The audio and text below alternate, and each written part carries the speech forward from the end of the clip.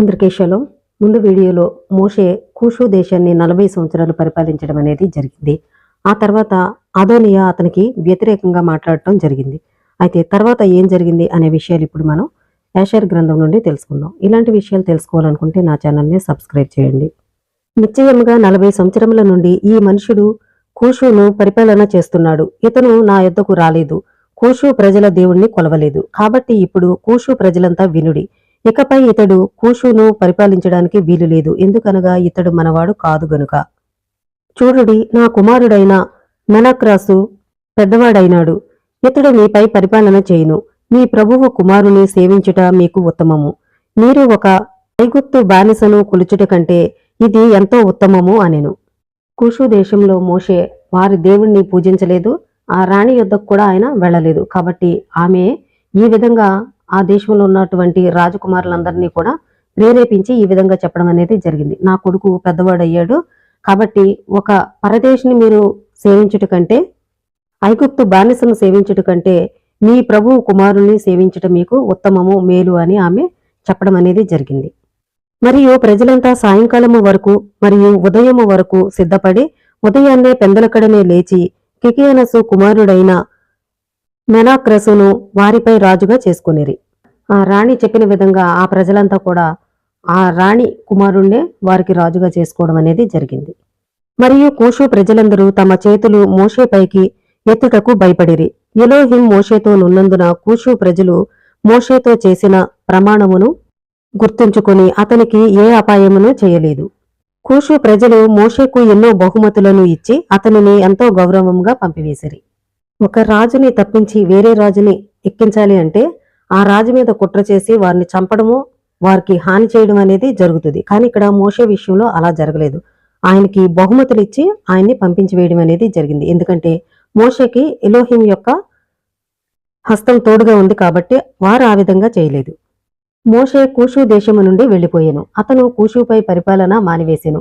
కూషు దేశము నుండి వచ్చు నాటికి మోషే వయసు 66 సంవత్సరములు. ఇది ఎలోహిం వలన జరిగినది.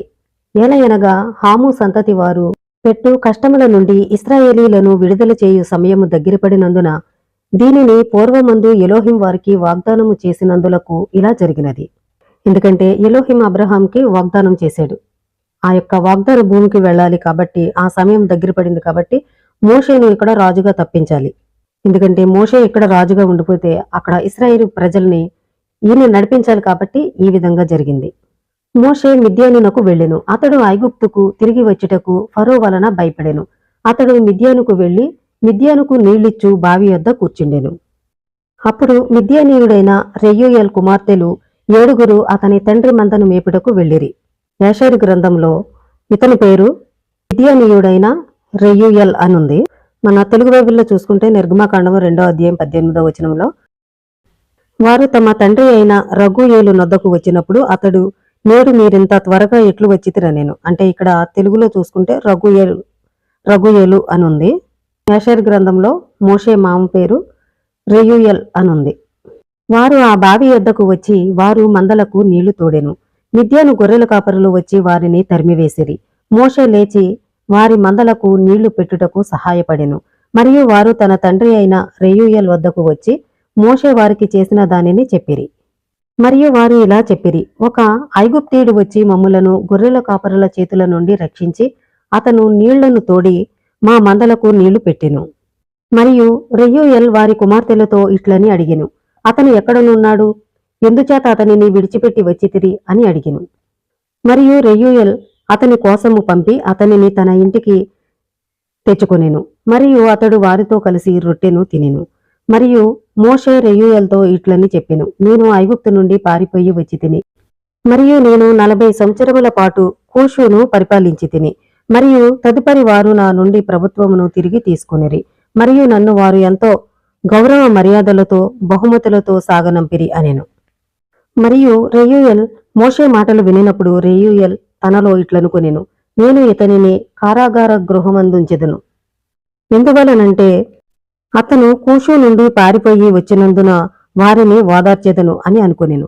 అంటే కూషు నుండి పారిపోయి వచ్చాడు కాబట్టి ఈయన బంధిస్తే వారి దగ్గర ఈయనకు గొప్ప వస్తుందని ఈయన ఈ విధంగా చేయడం అనేది జరిగింది. మరియు అతనిని తీసుకుని కారాగార మందుంచెను. కారాగార మందు 10 సంవత్సరములుండెను. అతను కారాగార మందున్నప్పుడు రెయూయల్ కుమార్తె అయిన సిప్పోరా అతనిపై జాలి కనికరమును చూపెను. ఆమె రొట్టెతోనూ నీళ్లతోనూ అతనిని ఆ దినములన్నీయూ సహాయపడినది. రెయూయల్ మోషేని 10 సంవత్సరాలు కారాగారమందు బంధించడం జరిగింది. ఆ సమయంలో ఆయన కుమార్తె అయిన సిప్పోరా ఆయనకి రొట్టెను నీళ్లను అందించి ఆయనకి సహాయపడింది. మరియు ఇశ్రాయేలీలందరూ ఇంకనూ ఐగుప్తునందే ఉండి ఐగుప్తీయులకు సేవ చేస్తూ ఉండిరి. వారికి కఠినమైన పనులు చేస్తూనే ఉండిరి. ఆ సమయమున ఐగుప్తు రాజైన ఫరోను ఎలోహిం కొట్టెను. అతనిని కాళ్ల నుండి తలనున్న కిరీటము వరకు కుష్టి వ్యాధితో బాధించెను. ఎందుకనగా అతడు ఇశ్రాయేలీలందరిపై కఠినంగా ప్రవర్తించినందున ఎలోహిం ఐగుప్తు రాజైన ఫరోపై ఈ వ్యాధిని తెచ్చెను. ఎలోహిం ఇశ్రాయేలీల ప్రార్థన వినినందున వారి దుఃఖము ఆయనను చేరినందున వారి కఠినమైన పనులను బట్టి వారి కష్టమును చూచినందున ఇశ్రాయేలీల్ని పెట్టే బాధలను బట్టి వారు తండ్రికి మొరపెట్టారు. వారి కఠినమైన బాధలను బట్టి ఇక్కడ ఫరో వారి పట్ల కఠినంగా వ్యవహరించినందువల్ల తల నుంచి పాదాల వరకు కూడా ఆయన్ని కుష్టి వ్యాధితో మొత్తడం అనేది జరిగింది. ఇంకనూ ఆయన కోపము వారి మీద నుండి తొలగిపోలేదు. ఫరో యొక్క చేతులు ఇశ్రాయేలీలపై ఇంకనూ అట్లే ఉన్నది. మరియు ఫరో తన మెడను ఎలోహిం ముందు వంచలేదు. అతడు ఇంకనూ ఎక్కువగా ఇశ్రాయేలీలపై కాడిని కఠినతరము చేసెను. మరియు వారి జీవితములను కఠినమైన పనులతో చేదు చేసెను. ఫరో ఆ కుష్ఠవ్యాధి వచ్చినప్పటికీ ఆయన గ్రహించలేదు. వారిని ఇంత ఇబ్బందులు పెడుతున్నాను, ఇంత బాధిస్తున్నాను కాబట్టి ఈ వ్యాధి నాకు వచ్చింది అని ఆయన గ్రహించలేదు. తండ్రి వైపు ఆయన మెడ వంచలేదు. ఇంకా వారిని కష్టమైనటువంటి పనులతో వారిని ఇబ్బందులకు గురిచేసి వారి జీవితాల్ని చేదు చేయడం అనేది జరిగింది. మరియు ఎలోహిం ఐగుప్తు రాజైన ఫరోపై వ్యాధిని తెచ్చి మొత్తినందున రాజు తన జ్ఞానులను మంత్ర విద్యగాళ్లను తన వ్యాధి నుండి స్వస్థపరచమని అడిగెను. రాజు యొక్క జ్ఞానులు మంత్రగాళ్లును రాజుకిట్లు చెప్పిరి. చిన్న పిల్లల రక్తమును ఇతని గాయములకు వ్రాస్తే అవి నయమగును అని చెప్పిరి. ఫరో వారి మాట విని తన మంత్రులను గోషేను ప్రదేశమునకు పంపి ఇశ్రాయేలీల చిన్నపిల్లలను తెమ్మని పంపెను. ఫరో మంత్రులు వెళ్లి ఇశ్రాయేలీల శిశువులను వారి తల్లి ఒడిలో నుండి బలవంతంగా తీసుకుని పోయిరి. వారిని ఫరో నొద్దకు తెచ్చిరి. ఫరో ఆ శిశువులను రాజు కోరిక చొప్పున వైద్యులచే చంపించి వారి రక్తమును అతని వ్యాధికి పోయిచుండెను. ఈ విధముగా దినములన్నీయూ చేసెను. ఫరో తనకొచ్చినటువంటి వ్యాధిని బట్టి అక్కడున్నటువంటి జ్ఞానుల్ని మంత్రగాళ్ళని పిలిపించి నా వ్యాధిని నయం చేయండి అని అడిగినప్పుడు వారంతా కూడా ఏం చెప్పారంటే చిన్నపిల్లల రక్తం తీసుకొచ్చి నీకు పోయడం వల్ల నీ వ్యాధి నయమవుతుంది అని సలహా ఇచ్చారు. అప్పుడు ఫరో తన మంత్రికి తన సైనికులకి ఆజ్ఞాపించి ఇశ్రాయేలీల పిల్లలందరినీ కూడా చిన్నపిల్లలను తీసుకురమ్మని ఆజ్ఞాపించడం జరిగింది. అప్పుడు తల్లి ఒళ్ళో నుంచి వారిని బలవంతంగా తీసుకుని వచ్చి రాజు ముందు పెట్టడం జరిగింది. ఆ సమయంలో ఆ వైద్యుల చేత ఆ పిల్లల్ని చంపించి ఆ రక్తాన్ని ఆ రాజుకి పూయడం అనేది జరిగింది. ఈ విధముగా ఫరో చంపిన ఇశ్రాయేలీల శిశువుల సంఖ్య 375. 375 చిన్నపిల్లల్ని ఇశ్రాయేలీల పిల్లల్ని చంపివేయడం అనేది జరిగింది. ఎలోహిం ఐగుప్తు రాజు యొక్క వైద్యులకు ఆ వ్యాధి నయమగినట్లు చేయలేదు. ఆ వ్యాధి ఇంకా శక్తివంతము చేసెను. మరియు ఫరో ఆ వ్యాధితో 10 సంవత్సరములు బాధపడెను. ఇంకనూ అతని హృదయము ఇశ్రాయేలీలపై కఠినమయ్యెను. 10 సంవత్సరముల అనంతరము కూడా ఎలోహిం ఫరోను బాధించుట కొనసాగించుచునే నుండెను. అతనిని నాశనకరమైన వ్యాధులతో మొత్తెను. మరియు ఎలోహిం ఫరోను ఒక చెడ్డ కణితితోనూ కడుపు జబ్బుతోనూ కొట్టెను. మరియు ఆ వ్యాధితో తీవ్రమైన మంటతో బాధించెను. ఆ సమయములో ఇద్దరు రాజు యొక్క మంత్రులు గోషెను ప్రదేశమందు ఇశ్రాయేలీలు పిల్లలున్న చోట నుండి వచ్చి వారు ఫరో ఇంటికి వెళ్ళిరి.